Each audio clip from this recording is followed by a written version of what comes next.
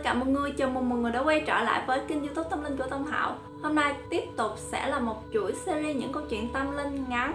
Và clip lần này Thảo sẽ kể cho mọi người nghe hai câu chuyện. Câu chuyện đầu tiên sẽ có tên là Ma Gọi Hồn. Mọi người đã bao giờ được ông bà, cha mẹ hoặc là những người lớn tuổi ngày xưa người ta căn dặn mình nếu như bất chợt trong hư không mà có một ai đó gọi tên mình thì nhất định không được trả lời, hoặc là khi mà mình nằm mơ mình thấy ai đó kêu gọi hoặc rủ mình đi chơi thì không được đồng ý và phải từ chối họ ngay lập tức và quay trở về. Tại vì nếu như mọi người đồng ý hoặc là mọi người trả lời lại với họ thì sẽ xảy ra một kết quả phải gọi là rất là kinh khủng khiếp luôn nha. Sau đây sẽ là một câu chuyện tâm linh có thật mà Thảo muốn kể với mọi người, nó liên quan đến cái sự việc trên. Ngày xưa thì em có một đứa bạn, gia đình nó phải gọi là rất là hạnh phúc luôn á. Nó luôn tự hào về cha mẹ nó, lúc nào đi chơi với tụi em nó cũng kể về cha mẹ nó rất là nhiều. Và đương nhiên ba mẹ nó cũng rất là cưng chiều nó. Gia đình nó đúng cái kiểu là không phải gọi là quá giàu có, nhưng lúc nào cũng hạnh phúc, và căn nhà đó lúc nào cũng tràn ngập tiếng cười. Cho nên nó không bao giờ nghĩ đến cái ngày mà ba mẹ nó rời xa nó, bởi vì lúc đó ba mẹ nó còn rất là trẻ luôn mọi người. Và đời mà mọi người đâu ai biết trước được chữ ngờ. Đến một cái ngày đó khi mà nó đi học về, đến nhà thì nó thấy sao mọi người tụ tập ở nhà nó đông quá, và có người còn đang dựng rạp nữa. Thì nó mới hất ha hất hải chạy vào trong nhà. Lúc này nó mới hay tin ba nó đã mất rồi.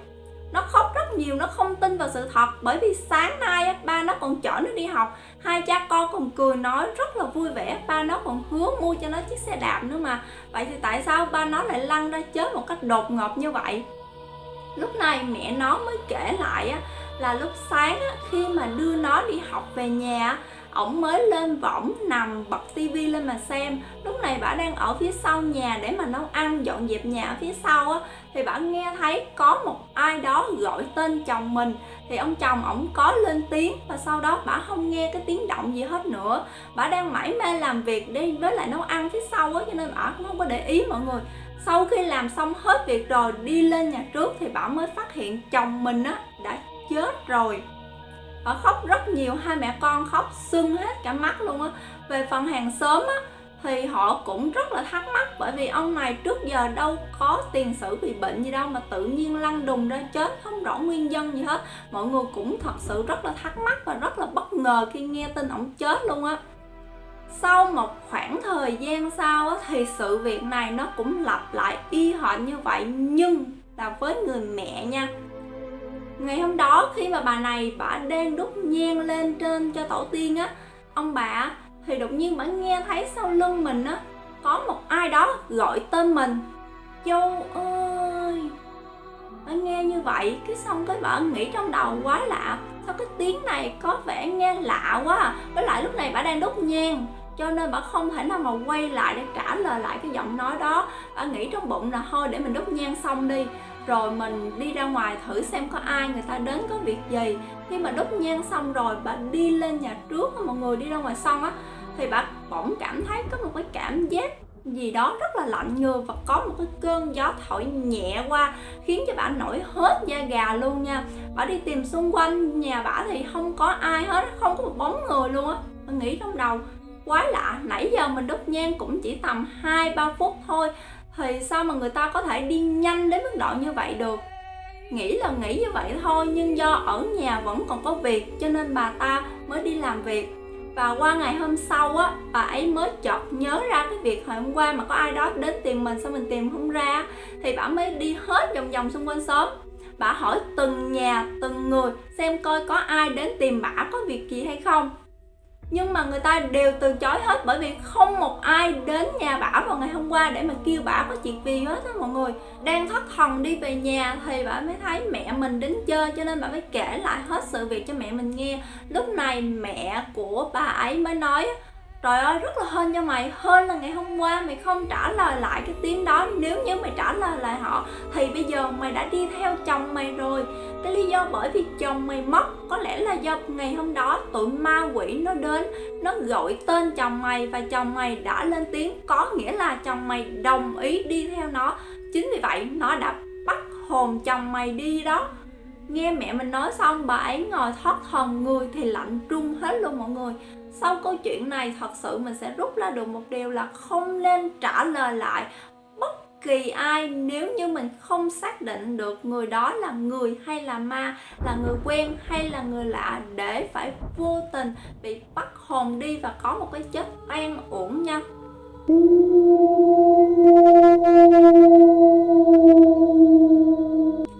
Vào một đêm khuya, có một bác tài xế do chở khách đi về trễ, khoảng tầm 11 giờ, ông ấy mới xong việc. Khi mà quay đầu để đi về nhà thì không biết vô tình hay có ai dẫn dắt mà ông ấy đi lạc vào một con đường rất là tối luôn nha. Và ở phía trước con đường đó chạy thêm một đoạn nữa là một cái khu nghĩa trang rất lớn, rộng hàng nghìn mét vuông luôn mọi người.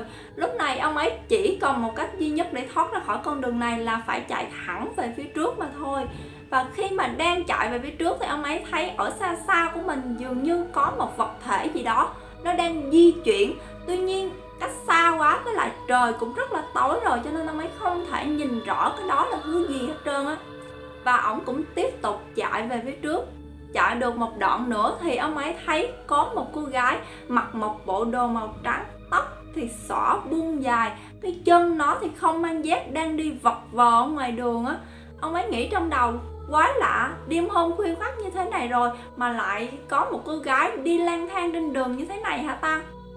Nghĩ là nghĩ như vậy thôi, nhưng ông ấy cũng tự trấn an mình là có thể đây là cô gái nhà nó ở đâu gần đây, tối như vậy nó đi ra ngoài để mà hóng gió hóng mát hoặc là đi dạo chơi mà thôi.